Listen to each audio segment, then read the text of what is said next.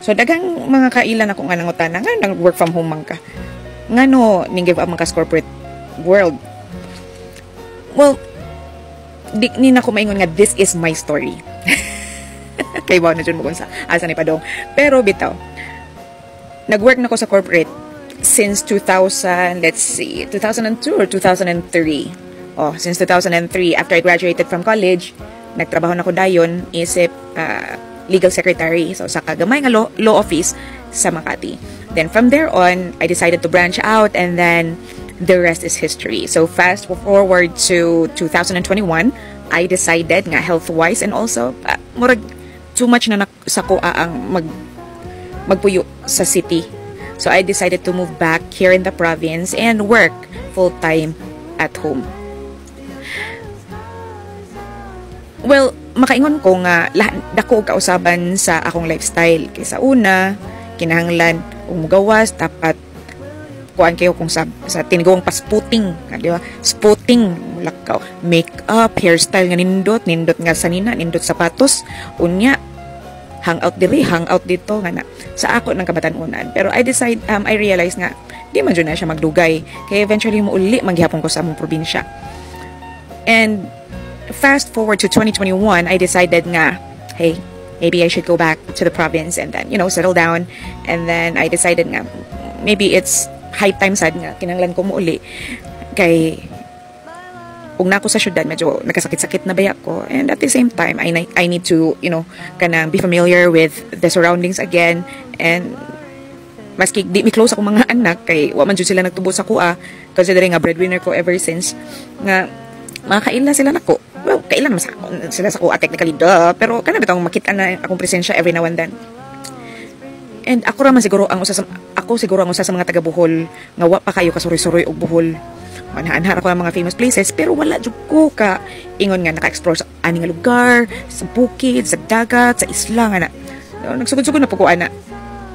Maybe it's too late because I'm in my 40s and traveling is a bit excessive for me na health-wise, pero ginahinaya na magyapon na. Di bitaw na sila managan. Well, anyway, so going back, digress na sad ko.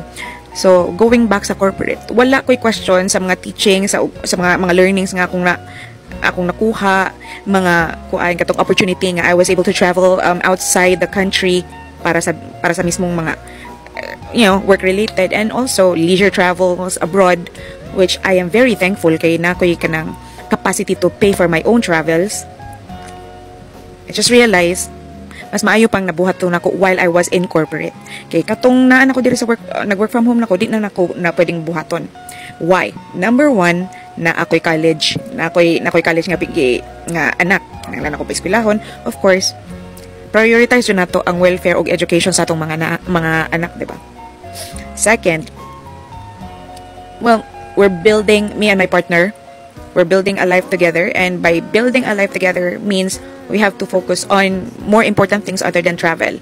Kabalo man may nga, once komportable na nga mong kinabuhi, ay na siguro may makabiyahe-biyahe og ginagmay, dili tantong layo, pero at the same time, di pod tantong duol. Correct.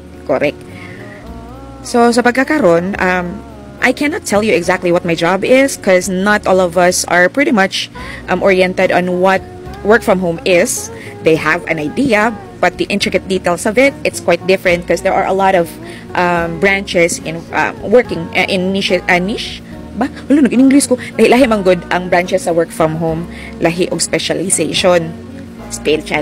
Nga naman akong tingin. Lahi man good specialization. So, in my case, I work in, pretty much in a back office, retail type of job or something like that. Pero, again, I will not bore you into, going through all the boring details of my job. Ang importante lang is I can pay my bills, I can get to pay my own gas, and nakapiskwila ko sa akong anak. Maron dyan na importante sad.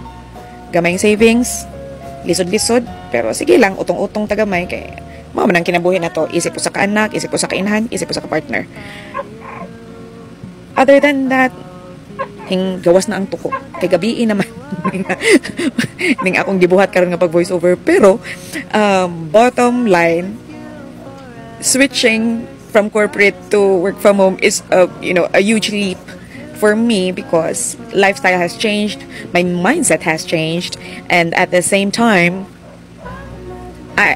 wa na ko anang murag I need to kanang murag to prove myself. I need to climb up the ladder, something like that. In my age, at my age, murag wala na ko anang kuan kinahanglan mo climb ko ani nga ladder, chu. I'm a tired old mom. I'm a tired old partner. I'm a tired old daughter. And probably as long as makasweldo ko, di ko mamatang trabaho, makabayad ko sa mga utang, makabayad ko sa akong bills, all good na ko. Makapag-graduate lang ko sa akong anak, okay na dyan po ko kayo anak. So, marugot to. Gablabla ra kong mga taod-taod sad, pero at least you know what's in my mind. Again, sa sunod na sad. Bye-bye!